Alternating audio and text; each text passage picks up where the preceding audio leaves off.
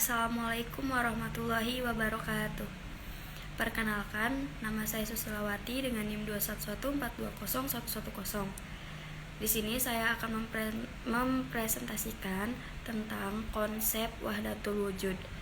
Di sini saya sebagai moderator sekaligus pemateri pertama dan didampingi oleh dua rekan saya, yaitu Fikri Febrianto dan Nurhaliza Kurota Ayunina sebagai pemateri kedua dan pemateri ketiga. Baiklah, langsung saja pada materi pertama, yaitu saya akan menyampaikan tentang pengertian wahdatul wujud. Wahdatul wujud adalah ungkapan yang terdiri dari dua kata, yaitu wahdat artinya sendiri, tunggal atau kesatuan. Sedangkan al-wujud artinya ada. Dengan demikian, wahdatul wujud memiliki arti kesatuan wujud. Kata wahdah selanjutnya digunakan untuk arti yang bermacam-macam.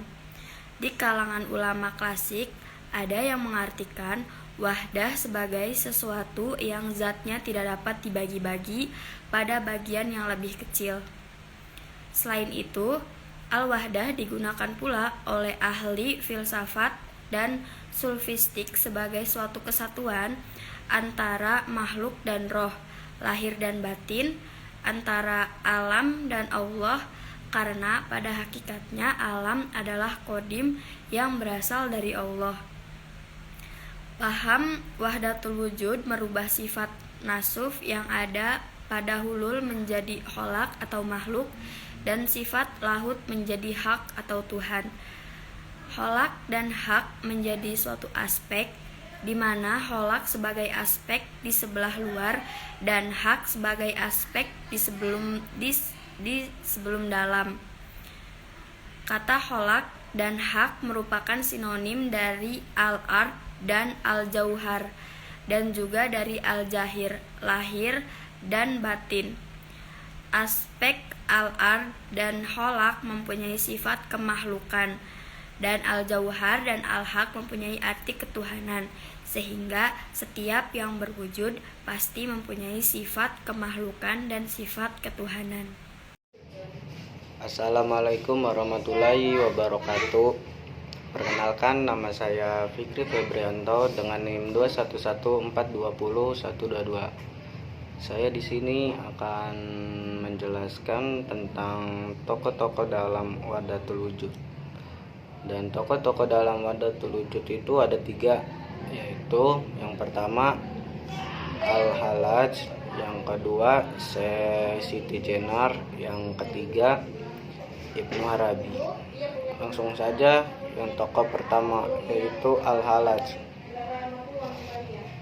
Abu Abdullah Husain bin Mansur Al-Hallaj atau biasa disebut dengan Al-Hallaj adalah salah seorang ulama sufi yang dilahirkan di kota Turyang bercorak Arab di kawasan Baida, Iran Tenggara pada tanggal 26 Maret 866 Masehi.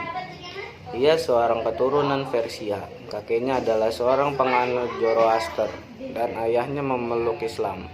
Al-Hallaj merupakan syekh sufi abad ke-9 dan ke-10 yang paling terkenal. Ia terkenal karena berkata, "Akulah kebenaran," ucapan yang membuatnya dieksekusi secara brutal.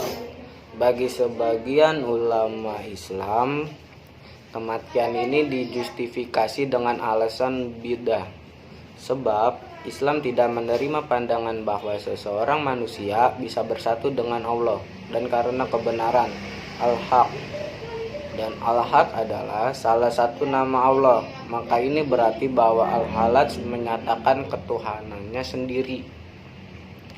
Baik, yang kedua yaitu Siti Jenar.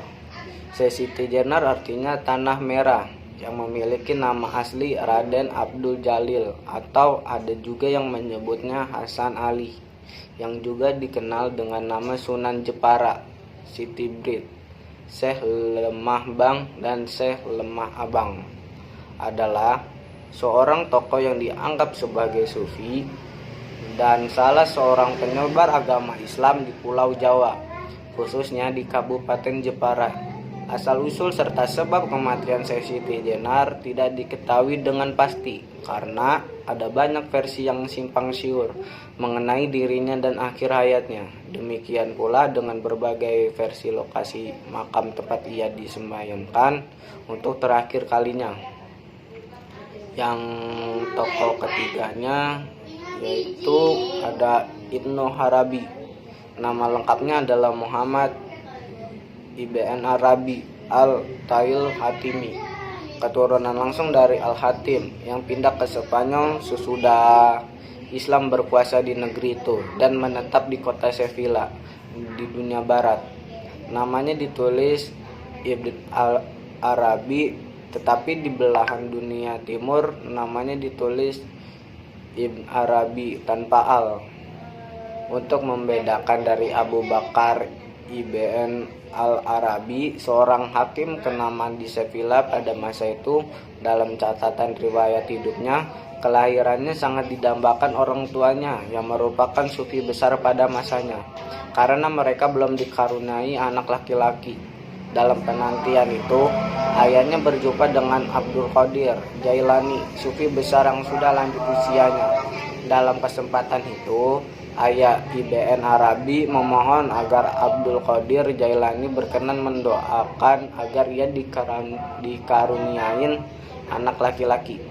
Sekian penjelasan dari saya. Wassalamualaikum warahmatullahi wabarakatuh. Saya Nur Hadiza Kuratainina akan menjelaskan konsep manusia yang sehat dan sakit menurut Wahdatul Wujud. Yang pertama yaitu konsep manusia yang sehat. Manusia adalah hamba Tuhan karena Tuhan telah berilusinasi secara dzatiyah pada manusia sehingga manusia adalah zat Tuhanan. Karena kejadiannya yang demikian itu ia disebut sebagai insan kamil atau nukhsat ilahi. Sedangkan manusia lain hanya menerima pancaran tajalli saja, sehingga hanya beberapa aspek yang sama dengan Tuhan hingga ia sampai pada suatu keadaan yang memungkinkan untuk dapat melihat, mendengar, dan berbicara melalui Tuhan serta bersama Tuhan. Artinya ia telah diberi Tuhan suatu kemampuan yang sama dengan Tuhan, sehingga seluruh perilakunya itu atas nama Tuhan. Nah, dari konsep inilah yang jika dijalankan oleh manusia maka dapat dikatakan bahwa manusia itu telah sehat. Yang kedua yaitu konsep manusia yang sakit. Manusia yang sakit menurut ajaran tasawuf Wahdatul Wujud ini ialah manusia yang tidak tahu tujuan Tuhan menciptakan alam dan dirinya sendiri. Ibnu Arabi berkata bahwa agar ia bisa melihat dirinya sendiri dalam bentuk yang jelas, dalam bentuk yang nampak jelas asma dan sifatnya, kesadaran manusia bahwa ada wujud Tuhan esensial di alam ini yang tidak menyentuh hatinya bahkan mengingkari akal sehatnya. Selanjutnya yaitu pengimplementasikan Wahdatul Wujud.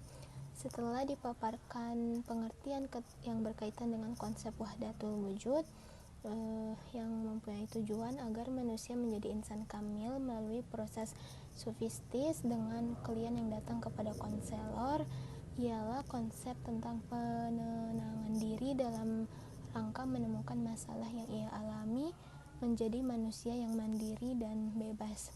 Prinsip yang khas dan dapat diimplementasikan dari teori ini adalah tentang ketauladanan yang sejati. Artinya apa yang konselor lakukan dapat benar-benar dipahami. Konsep manusia yang sehat menurut tasawuf ini ialah manusia yang sudah mencapai derajat insan kamil. Sedangkan konsep manusia yang sakit ialah manusia yang ragu terhadap sang penciptanya. Apabila semua orang menerapkan makom ini, dunia terlihat aneh, tidak ada aktivitas. Kehidupan akan terasa hampa, seperti tidak ada penghuninya. Mungkin cukup sekian dari saya kembalikan kepada moderator. Baiklah, karena penyampaian materi dari kelompok 7 mengenai tentang konsep wahdatul wujud sudah tersampaikan, saya sebagai moderator pamit undur diri, kurang lebihnya mohon maaf. Wabillahi taufik wal hidayah. Wassalamualaikum warahmatullahi wabarakatuh.